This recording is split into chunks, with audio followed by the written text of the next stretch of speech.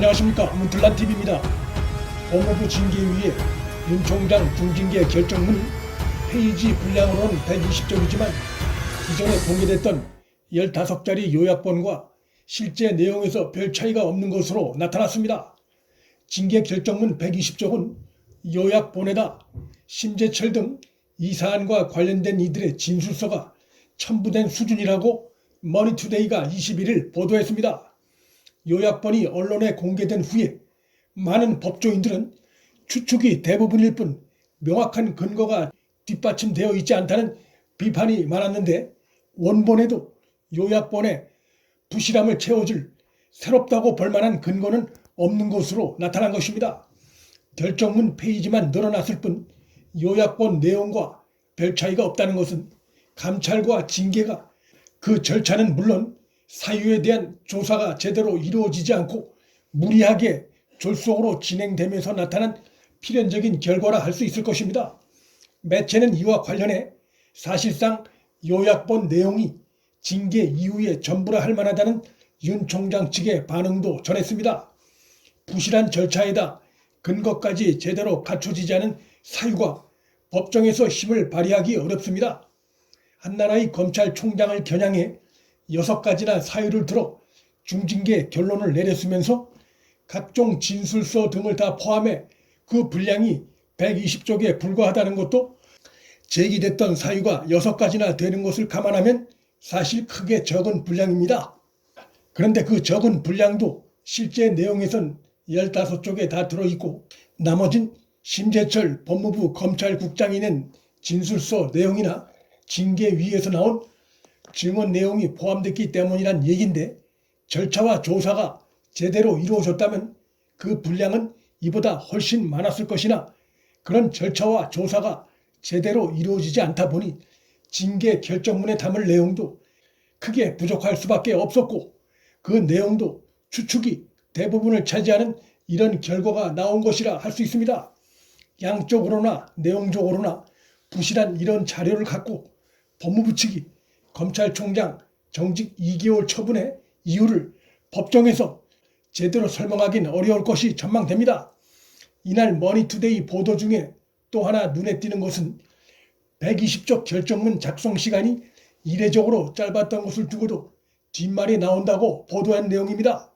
윤 총장 측이 120쪽짜리 징계 결정문 원본을 송달받은 시점이 지난 16일 오후 5시경이었는데, 이 시점은 법무부 징계위원회가 윤 총장에 대해 정직 2개월의 결론을 내린 새벽 4시 반으로부터 약 12시간 반 지난 정도 시간입니다. 결정문을 송달하는데 소요된 시간을 제외하면 작성에는 대략 9시간에서 10시간 정도 걸린 것으로 볼 수 있습니다. 이 시간에 120쪽 결정문을 작성하기 어렵다고 볼 때, 그렇다면 과연 이 결정문을 누가 작성했느냐는 의문이 제기될 수 있는데, 새벽 4시 반까지 징계 수위를 놓고 토론을 벌였다는 징계 심의위원들이 결정문 작성을 위해 마저 밤을 새웠다고 보긴 어렵고, 결국 법무부가 이 결정문 작성에 깊숙이 개입된 게 아니냐는 의혹이 일만합니다. 단순히 징계심의위의 업무 보조 차원이 아닌 법무부가 결정문 작성에 깊숙이 개입한 것이라면, 그렇지 않아도 윤 총장을 징계하려는 법무부 주도의 편향성 논란이 심한 윤 총장 징계심의위의 문제점은 더 커질 수밖에 없습니다. 징계위에 참석한 차관 이용구와 징계위원장 대행 정한중이 결정문은 징계위원들 모두가 함께 논의해 작성한 것이 맞느냐는 언론의 물음에 아무런 답도 하지 않은 것도 이런 의혹을 뒷받침하고 있습니다. 한마디로 징계위는 열렸지만 실제 내용은 법무부가 주도한 게 아니냐는 의혹이 제기될 수 있는 정황인 것입니다.